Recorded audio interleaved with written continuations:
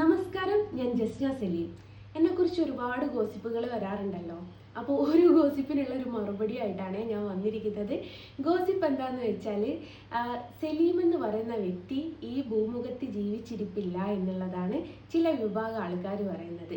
ചില വിഭാഗം ആൾക്കാർ പറയുന്നത് എന്താ വെച്ചാൽ, സലീം എന്ന് പറയുന്ന വ്യക്തി എന്നെ ഡിവോഴ്സ് ചെയ്തു എന്നുള്ളതാണ്. ചിലർ പറയുന്നു യഥാർത്ഥത്തിൽ അതിൻ്റെ പേര് ജസ്ന സലീം എന്നല്ല, ജസ്ന അരുൺ എന്നാണ്. സലീം എന്ന് പറയുന്നത് ചുമ്മാ ഇട്ട ഒരു പേരാണ് എന്നൊക്കെ പറയുന്നുണ്ട്.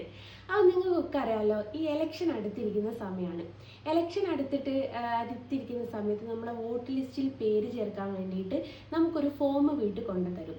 ആ ഒരു ഫോം ഇപ്പോൾ ഇവിടെ കണ്ട സമയത്ത് ഞാൻ വിചാരിച്ചു ഒരു വീഡിയോ ചെയ്ത് പോസ്റ്റ് ചെയ്തേക്കാം എന്നുള്ളത്. അപ്പോൾ ആ ഫോം ഇതാണ് വരുന്നത്. ഇതെന്ന് വെച്ചാൽ നിങ്ങൾക്ക് വ്യക്തമായിട്ട് കാണാമല്ലോ, സലീമിൻ്റെ പേരിൽ വന്ന ഫോമാണ്. ജീവനോൾക്ക് ഇല്ലാത്തൊരു വ്യക്തിയുടെ പേരിൽ എങ്ങനെയാണ് ഒരു ഫോം വരിക? അതും ഒരു ഇലക്ഷൻ ഐഡിയിലേക്ക് വേണ്ടി അല്ലെ ഇലക്ഷനിലേക്ക് വേണ്ടിയിട്ട്. അത് ഒന്നാമത്തെ കാര്യം. രണ്ടാമത്തെ കാര്യം, 2 പേപ്പറുണ്ട് ഒരാൾക്ക്. രണ്ടാമത്തെ കാര്യം, ആ സലീമിൻ്റെ ഫോമിൻ്റെ കൂടെ തന്നെ ജസ്നയുടെ ഫോം എങ്ങനെ വന്നു? രണ്ടാമത്തെ കാര്യം അതാണ് വരുന്നത്. മൂന്നാമത്തെ കാര്യം എന്താണെന്ന് വെച്ചാൽ, എന്നെ ഡിവോഴ്സ് ആക്കി ഞാൻ വേറെ ആരുടെയോ വീട്ടിലാണ് താമസം, സലീമിൻ്റെ വീട്ടിലൊന്നല്ല താമസം എന്നൊക്കെ പറയുന്ന ആൾക്കാരുണ്ട്. അവരോടായിട്ടാണ് ഇത് പറയാനുള്ളത്. ഇതെന്ന് വെച്ചാൽ ഉബൈദ് എന്ന് പറയുന്ന ഒരാളുടെ ഇതാട്ടോ ഫോമാണ്.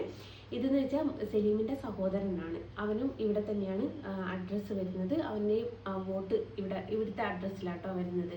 അപ്പോൾ ഇത് പിന്നെ നാലാമത്തേത് എന്ന് വെച്ചാൽ ഖാലിദ് എന്ന് പറഞ്ഞിട്ടുള്ള ഒരാളുടെ ഫോമാണ് വരുന്നത്. ഇതിൽ നിങ്ങൾക്ക് വ്യക്തമായിട്ട് കാണാം മരണപ്പെട്ടു എന്ന് കൊടുത്തിരിക്കുന്നുണ്ട്.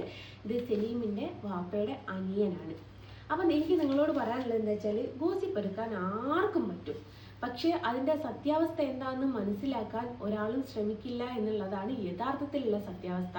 ഇതിനും നെഗറ്റീവ് കമൻ്റ് ഇടാൻ മാത്രമേ നിങ്ങളൊക്കെ വരുള്ളൂ എന്നുള്ളത് എനിക്കറിയാം. ഓക്കെ, ടാറ്റാ.